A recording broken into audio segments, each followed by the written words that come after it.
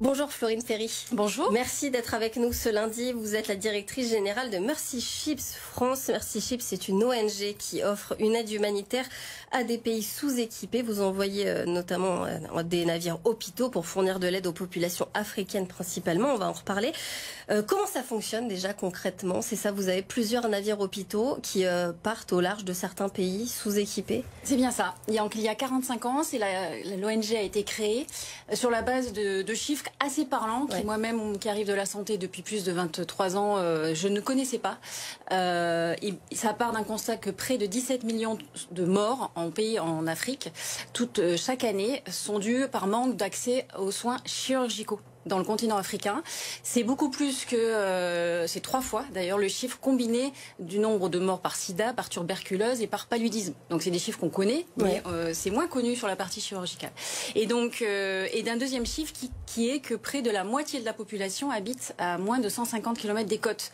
Et donc l'idée est venue sur la base d'une aspiration d'un bateau qui s'appelait le Hope à l'époque, à un couple d'Américains qui était basé en Suisse et qui s'est fait aider par un autre couple en Suisse et se sont dit le mieux c'est d'amener l'hôpital aux populations, et donc ils en sont équipés de plusieurs bateaux au fil des temps, et cette année en 2024 c'est la première fois dans l'histoire de l'ONG qu'il y a les deux plus gros navires civils hôpitaux au monde qui vont fonctionner ensemble, un à Madagascar qui est déjà arrivé à Tamatave, au port de Tamatave, et qui va y rester 2 ans, et le deuxième qui est déjà en Sierra Leone depuis plusieurs mois et qui va aussi avec les accords avec le gouvernement prolonger jusqu'à 2025 son activité. Donc vous intervenez principalement en Afrique, c'est ça? Alors oui, depuis 1993 exactement, au vu des besoins considérables, il y a pour le moment une concentration d'activités sur à peu près 14 pays de l'Afrique de l'Ouest subsaharienne, dont 11 francophones. C'est la raison pour laquelle l'ONG a décidé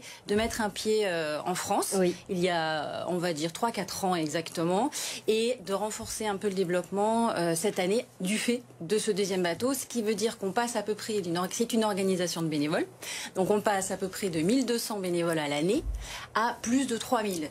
Donc c'est comme si vous doublez, quand on s'adresse à un chef d'entreprise, c'est comme s'il double sa capacité de production. Là, on produit du bien, on offre des soins chirurgicaux gratuits et on fait de la formation. Il y a un partage d'expertise médicale locale aussi, ces deux aspects sont importants, à des pays qui sont majoritairement francophones.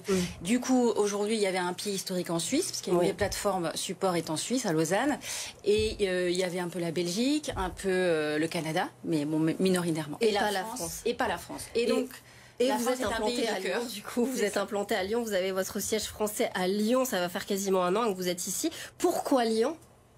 Alors pourquoi Lyon? Lyon, alors c'est une ville de cœur sur laquelle je suis moi-même depuis des années. Je suis une femme entrepreneuse en santé et parce qu'on est proche aussi du siège quand même à Lausanne. Et historiquement quand même la région Auvergne-Rhône-Alpes. Moi-même je suis pas une lyonnaise d'adoption, mais de cœur carrément. Je suis béarnaise plutôt d'histoire. C'est une ville quand même profondément ancrée dans l'humanitaire, dans l'entrepreneuriat social, dont j'ai plutôt œuvré avant. Et je trouve logique, en ayant quand même de plus en plus un pied entre Paris, parce que les grandes organisations aussi sont aussi à Paris. Et il faut maintenant, mon objectif, rapidement se faire connaître. Et je remercie aussi donc BFM pour ça, parce que on a peu de temps pour mobiliser et se déclarer bénévole. Alors l'enjeu de Lyon, mon travail avec l'équipe dédiée à ça, c'est de mobiliser des compétences et mobiliser la solidarité. Vous cherchez des bénévoles d'ailleurs toujours à l'heure actuelle. Quel profil vous visez? Parce que c'est des profils quand même spécifiques. Alors il faut savoir que ce sont des villes flottantes. Donc sur une ville flottante, vous avez tout type de métiers. Il y a 500 missions différentes proposées, donc il y a un large catalogue d'expériences. Ça va du médecin, du chirurgien évidemment. Pour le francophone, il faut être efficace. On se focalise sur les métiers de premier contact avec les patients, parce qu'il y a quand même beaucoup qui ont cette culture francophone sur ces pays. On est sur du Sénégal, on est tous ces pays que vous connaissez. Et ensuite tout ce qui est relations médias, tout ce qui est communication, tout ce qui est formation aussi dans Donc on a décidé vraiment de focaliser, même si tous les métiers sont demandés. Il y a 4 secteurs. Il y a des secteur médical. Sur les bateaux. Exactement. Secteur général, comme professeur, comme coiffeur, comme cuisinier, et des secteurs techniques et maritimes. Nous, le secteur médical, forcément, on a vraiment une profession de cœur en France, beaucoup de chirurgiens qui s'engagent beaucoup déjà, beaucoup d'infirmières. À Lyon, notamment, on a des grosses universités. Vous avez développé notamment des partenariats avec nos universités lyonnaises. Moi, je débarque, on va dire, depuis maintenant 1 an. Il faut prendre les marques. On commence à prendre vraiment attache. J'ai eu des rendez-vous avec des réseaux lyonnais. Il y a énormément de réseaux qui sont déjà organisés.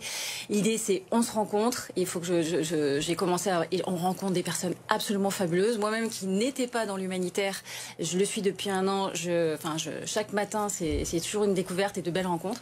Donc, je demande à des organisations qui peuvent, à un moment donné, sur une durée de 2 semaines, 1 mois, 2 mois, mais nous, c'est au minimum 2 semaines pour des médecins, pour des chirurgiens, pour des infirmières, venir se mobiliser et monter à bord des navires pour participer à une œuvre. On part pas en mission pendant 1 an ou 2 ans, ce sont des missions courtes en fait. Alors, qui sont si, bien sûr. Là, on a 2 couples à bord et je salue Vianney et sa famille qui viennent de monter pour 2 ans parce qu'il y a certaines missions de leadership qui sont longues, de 1 an, 2 ans. Et on cherche parce que c'est tellement une ingénierie humaine à gérer. Vous imaginez plus de 3000 bénévoles à l'année à mixer sur 500 métiers. Voilà, ceux qui sont un peu dans l'exploitation et les ressources humaines peuvent comprendre la complexité. Donc oui, en France, plus les volontaires s'engagent longtemps, mais on propose de tout. Et vous l'avez dit, c'est vrai qu'à Lyon, on a une fibre humanitaire. Il y a beaucoup d'associations qui sont nées à Lyon. Vous le ressentez ça au quotidien. À Lyon, il y a de quoi faire, il y a de la ressource. Alors, je le ressentais déjà à l'époque où j'étais moi-même en industrie pharmaceutique, où j'ai dû lancer un médicament générique sur tout ce qui va être buprenorphine, donc le Subutex. On rencontre énormément d'associations engagées, investies. On a cette fibre sociale dont on peut être fier en France. Là, je le découvre sur un autre volet qui est médical, parce que je vais aussi beaucoup, chercher à prendre contact avec des organisations de chirurgiens, de dentistes, d'infirmières. On le sent, il y en a. Après, il faut faire connaître, parce qu'une fois qu'on est connu, il dit mais oui, monter un bœuf, c'est tout bien organisé sur les bateaux, tout est pris en charge. Il faut savoir un minimum l'anglais. Voilà. Donc on s'adresse quand même à... Il y a plus de 60 nationalités à bord des navires. C'est une expérience fabuleuse, mais voilà, l'anglais est quand même de base. Et minimum 3 ans d'expérience sur des professions médicales, ce qui est normal. Et dernière question, du coup, très rapidement, si on veut devenir bénévole, comment on fait ? Alors vous nous contactez. Vous sur le site internet mercichips.fr. Il y a un petit numéro de téléphone, il y a des mails, il y a tout ce qu'il faut. Et on a une équipe dédiée à ça et qui prend en charge, qui conseille, qui accompagne. Et tous les mois, on fait des points en visio, donc des réunions. Donc n'hésitez pas. Merci beaucoup Florine Perry d'avoir été notre invitée ce lundi matin. Vous êtes, on le rappelle, la directrice générale de Merci Chips France. Merci beaucoup.